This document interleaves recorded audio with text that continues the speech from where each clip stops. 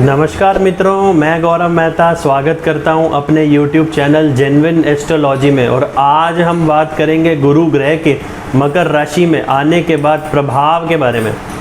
तो वीडियो को एंड तक ज़रूर देखें। मित्रों, गुरु को एक नैसर्गिक शुभ ग्रह माना जाता है। यह ज्ञान, धर्म, अध्यात्म और नैतिक कार्यों का भी कारक है। राशियों में इन्हें धनु और मीन राशियों का स्वामित्व प्राप्त है। गुरु को वैदिक ज्योतिष में अध्यात्म का कारक माना जाता है। गुरु की कृपा से जातक जीवन में उच्च शिक्षा और मान सम्मान प्राप्त करता है। आप भले ही ये वीडियो देख रहे हैं, पर मैं आपको इस वीडियो में बताऊंगा कि गुरु का राशि परिवर्तन इतना बड़ा महत्व क्यों रखता है। मित्रों, गुरु एक विशाल ग्रह है जो कि लगभग 1 साल तक एक राशि में ही भ्रमण करता है, उसके बाद ही राशि परिवर्तन करता है। तो आप समझ सकते हैं कि जब कोई ग्रह 1 साल तक एक ही राशि में रहेगा तो उसका प्रभाव हमारे जीवन पर बहुत ही अधिक पड़ेगा। और ख़ास तौर पर जिन लोगों की गुरु की महादशा, गुरु की अंतर्दशा चल रही है, उनके ऊपर सबसे ज़्यादा इस राशि परिवर्तन का प्रभाव पड़ेगा। क्योंकि जिस ग्रह को हम गोचर में देखते हैं, उस ग्रह की महादशा, अंतर्दशा भी चल रही हो तो उसका प्रभाव सबसे अधिक हम पर रहता है।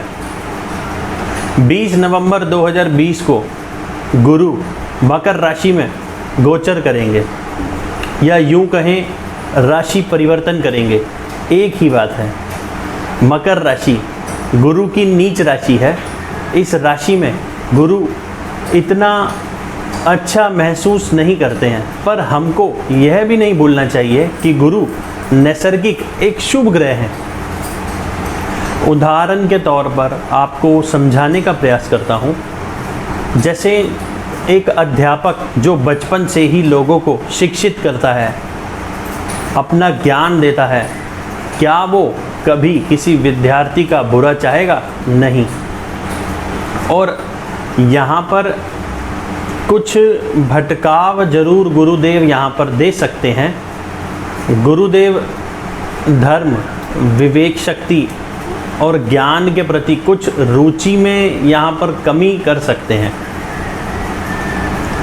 इससे यह मालूम चलता है कि इस साल के दौरान सभी राशि वालों को जो भी निर्णय लेना है वह बहुत ही धैर्यपूर्वक ही लेना है। निर्णय आपका गलत ना हो, इसका बहुत ही आपको ध्यान रखना होगा। सभी राशि वालों को 2020 साल के अंत तक गुरु का संचार मकर राशि के अंदर ही रहेगा। अब जानते हैं बृहस्पति देव मकर राशि में किन किन नक्षत्रों में रहेंगे। बृहस्पति 20 नवंबर से उत्तराषाढ़ा नक्षत्र में ही रहेंगे 6 जनवरी तक, जिसके स्वामी सूर्य देव हैं। फिर 7 जनवरी से बृहस्पति श्रवण नक्षत्र में चले जाएंगे, जो कि चंद्रमा का नक्षत्र है। और इसी बीच गुरु कुंभ राशि राहु के नक्षत्र में भी जाएंगे कुछ माह के लिए, उसका एक अलग प्रभाव रहेगा। फिर 20 जुलाई 2021 को धनिष्ठा नक्षत्र में आएंगे, जो कि मंगल का नक्षत्र है। 20 नवंबर 2021 तक देवगुरु बृहस्पति 20 जुलाई से 20 नवंबर तक मकर राशि में ही धनिष्ठा नक्षत्र में रहेंगे गुरुदेव। मित्रों, कोई भी अगर आपको गोचर या राशि परिवर्तन आप देखते हैं तो सबसे पहले हमको यह ध्यान में रखना चाहिए कि वह ग्रह काल पुरुष की कुंडली में कौन से भाव में जा रहा है। जैसे काल पुरुष की कुंडली एक ढांचा कुंडली होती है, जो 12 भावों की कुंडली होती है, जिससे हम भावों को देखते हैं। तो गुरु मकर राशि यानी कि 10 नंबर राशि में जा रहे हैं, जो कि काल पुरुष की कुंडली में 10वें भाव में पड़ती है। 10वां भाव क्या है? कार्य क्षेत्र, मान सम्मान, प्रतिष्ठा, अधिकार। तो गुरु का सबसे अधिक प्रभाव मकर राशि में जाने के बाद सभी के रोजगार से संबंधित चीज़ें सबसे ज़्यादा घटित होंगी। अब यह अच्छी होंगी या बुरी, यह निर्भर करेगा आपकी जन्म कुंडली में मकर राशि कहाँ पर पड़ती है, उस भाव में बृहस्पति का गोचर, वहाँ पर कौन कौन से ग्रह हैं, वो कौन सा भाव है। अगर आपकी जन्म कुंडली में मकर राशि का ही गुरु है तो वहाँ पर ये राशि परिवर्तन आपको उस भाव का पूर्ण सुख देगा, कोई बड़ा इवेंट होगा। तो ऐसे बहुत सी चीज़ें देखी जाती हैं जो गुरु का गोचर मैं आपको बताने जा रहा हूँ मकर राशि के लिए। ये एक सामान्य गोचर फल है, बाकी किसी विशेष परिस्थिति के लिए आपको अपनी जन्म कुंडली का विश्लेषण करवाना अनिवार्य होता है, क्योंकि और भी चीज़ें होती हैं जो देखी जाती हैं, जैसे कि महादशा, अंतरदशा, अष्टक वर्ग, नक्षत्र, षडबल, ग्रहों की युति, भाव बल। इसके बाद ही हम कोई निष्कर्ष निकाल सकते हैं। तो अब हम बात कर लेते हैं सभी राशियों पर इसका क्या प्रभाव रहेगा। कर्क लग्न और कर्क राशि वालों के लिए गुरु का गोचर सप्तम भाव में होने जा रहा है, और सप्तम भाव हमारे जीवन साथी, रोज़गार, डेली की इनकम का है, साझेदारी का भी है। सप्तम भाव में गुरु का गोचर आपके वैवाहिक संबंध के लिए तो अच्छा है। वैवाहिक लोगों के लिए कोई विवाह का प्रस्ताव यहाँ पर आता नज़र आ रहा है। कोई ना कोई बड़ी उम्र का जीवन साथी आपके विवाह के लिए प्रस्ताव यहाँ पर रख सकता है। इस साल में काफ़ी लोगों के लिए रिश्ते भी आए होंगे, पर कुछ रिश्तों में अभी देरी भी हुई होगी। कहने का मतलब यह है कि सब कुछ होने के बाद वहाँ से आपको कोई जवाब नहीं आया होगा, ऐसी संभावना बनी होगी। तो अब जब बृहस्पति देव कर्क लग्न और कर्क राशि वालों के लिए सप्तम भाव में गोचर करेंगे तो कोई ना कोई रिश्ता आने वाला इस एक साल के अंदर अंदर ज़रूर बनता नज़र आ रहा है। बाकी आपकी जन्म कुंडली में कौन सी दशा चल रही है उसका भी आपको देखना है। साझेदारी के लिए भी समय अच्छा है, पर साझेदारी में अगर कोई व्यवसाय करने जा रहे हैं तो कुछ सावधानियों के साथ ही करना चाहिए। इस दौरान कोई संभावना बनती है कि कोई साझेदारी का प्रस्ताव आपको दे। बृहस्पति देव आपकी कुंडली में भाग्य स्थान के और छठे स्थान के स्वामी बनते हैं। तो जब भाग्य स्थान का स्वामी सप्तम भाव में बैठता है तो व्यापार, साझेदारी, वैवाहिक जीवन के लिए समय अच्छा होता है। साझेदारी में कोई व्यापार है या कोई ठेकेदारी का कार्य है तो इस समय कार्य आपके सिद्ध होंगे। डेली की इनकम में आपकी बढ़ोतरी होगी। शत्रु आपके सामने नहीं आएंगे, क्योंकि सप्तम भाव प्रत्यक्ष शत्रुओं का भी है। सप्तम भाव में बृहस्पति देव बैठकर पंचम दृष्टि से लाभ भाव को देखेंगे तो यहाँ पर आपको आपके बड़े भाई बहनों का और आपके मित्रों का सहयोग ज़रूर मिलता नज़र आ रहा है। कोई ऐसी इच्छा जो आपने सोची हुई थी वो इस समय अंतराल में ज़रूर पूरी होगी, क्योंकि यहाँ पर बैठे हुए बृहस्पति देव लाभ भाव को देखेंगे जहाँ पर राहु पहले से ही विराजमान है।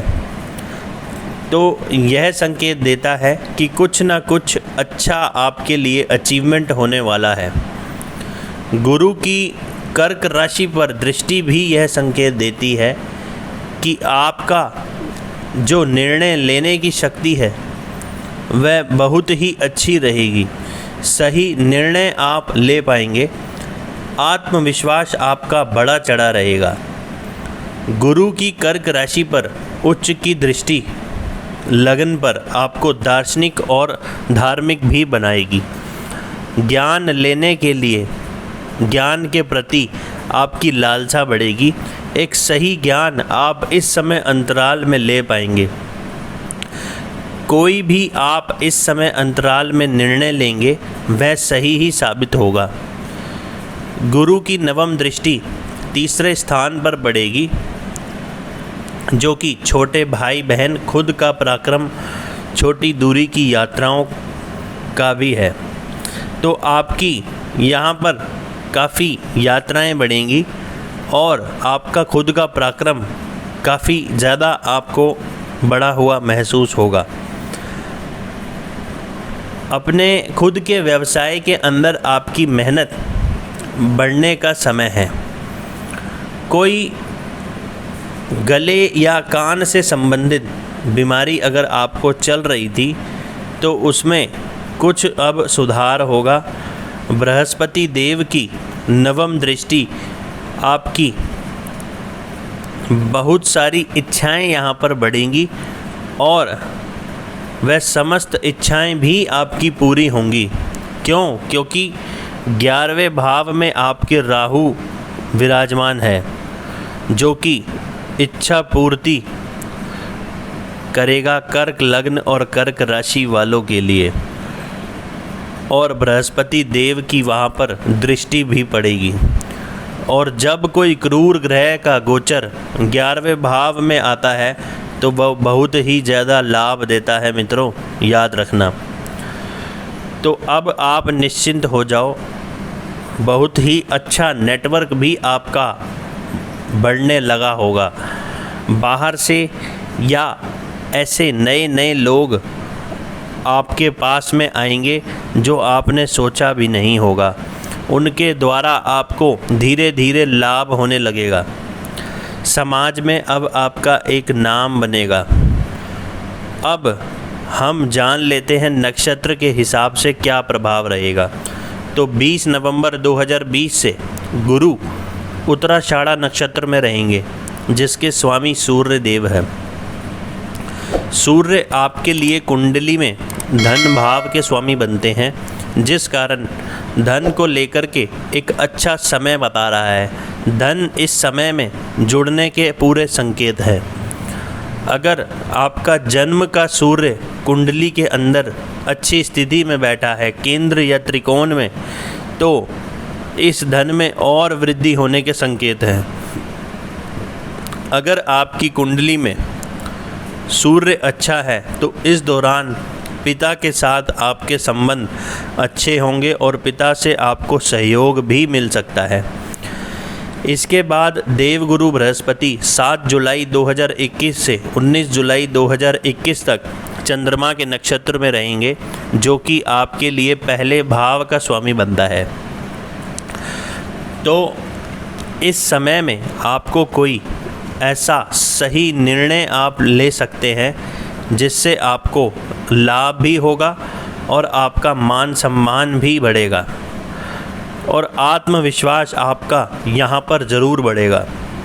ज्ञान के प्रति लालसा और झुकाव आपको रहेगा। बात करते हैं 20 जुलाई 2021 से 20 नवंबर 2021 तक चंद्रमा बृहस्पति देव यहाँ पर धनिष्ठा नक्षत्र में रहेंगे, जो कि मंगल का नक्षत्र है। ये आपकी कुंडली में पंचम और दशम भाव का स्वामी बनता है। इस समय अवधि के दौरान आपको अपने कार्य क्षेत्र में एक अच्छी गति मिलेगी और स्टॉक मार्केट शेयर्स में आप इन्वेस्ट अगर इस दौरान करते हैं तो वहाँ से भी आपको लाभ होने के संकेत हैं। कार्य क्षेत्र में कुछ ऐसे बदलाव भी हो सकते हैं जिसके द्वारा आपको लाभ हो। आपको यह भी देखना है कि आपका जन्म का बृहस्पति कौन से नक्षत्र में बैठा है, क्योंकि गोचर का बृहस्पति जब आपके जन्म के नक्षत्र में चलेगा तो वह भी उस भाव का आपको पूरा फल देगा। वैसे कर्क लग्न वाले बहुत ही जल्दी ज्योतिष सीखते हैं, जो मैंने अनुभव किया है, और उनकी ज्योतिष में भी काफ़ी रुचि होती है। तो अब उपाय के तौर पर आपको करना क्या है, बृहस्पतिवार को पीले वस्त्र आपने धारण जरूर करने हैं। इससे आपके बृहस्पति को और आपके भाग्य भाव को दोनों को मजबूती मिलेगी। बाकी मेरी शुभकामनाएं आपके साथ रहेगी मित्रों। तो वीडियो अगर आपको थोड़ा भी अच्छा लगा हो तो इसको लाइक करें, शेयर करें और सब्सक्राइब करें, ताकि ऐसी ज्ञानवर्धक वीडियो आपके भाई बंधुओं तक भी पहुंचती रहे और लोगों का इस प्राचीन ज्योतिष विज्ञान में विश्वास